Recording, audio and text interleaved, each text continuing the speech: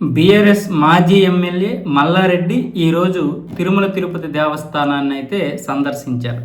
ఆయన బయటకు వచ్చిన తర్వాత అక్కడే తిరుమలలోనే చంద్రబాబు నాయుడు పరిపాలన బాగుంది, ఇంతకుముందు బీఆర్ఎస్ పరిపాలన బాగుంది, కేటీఆర్ ఐటీని అభివృద్ధి చేశాడు, ఇప్పుడు కేంద్ర ప్రభుత్వం కూడా ఆంధ్రప్రదేశ్కి 1000 కోట్లు ఇవ్వడం వల్ల ఇక్కడ అభివృద్ధి బాగా జరుగుతోంది.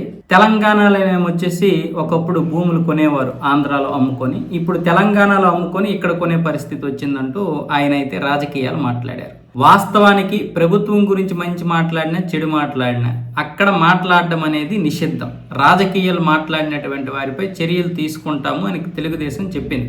ఇది బిఆర్ నాయుడు గారే చెప్పారు, చైర్మన్. మరి ఇప్పుడు దీని గురించి ఏం స్పందిస్తారు? ఇంతవరకు తెలుగుదేశం ఎటువంటి స్పందన మాట్లాడలేదు. అంటే ప్రభుత్వం గురించి మంచిగా మాట్లాడారు కాబట్టి ఇప్పుడు వీళ్ళపైన యాక్షన్ తీసుకోరా?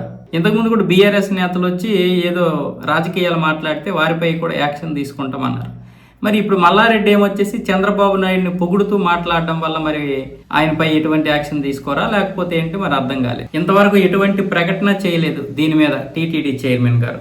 మరి ఇదేం చిత్తశుద్ధి ఏంటో మరి చూడాలి. తెలుగుదేశం ఏదైనా సరే, తెలుగుదేశం కావచ్చు ఎవరైనా కావచ్చు, రాజకీయాలు మాట్లాడకూడదంటే ఇక మాట్లాడకూడదు. అది పాజిటివ్గా మాట్లాడినా నెగిటివ్గా మాట్లాడినా రాజకీయాలు మాట్లాడకూడదని మాట్లాడొద్దు, అంతే, ఇంకంతే. ఒక మంచి నిర్ణయం తీసుకున్నారు, ఒక మంచి పరిపాలన సాగిస్తున్నారు అనుకున్నారు.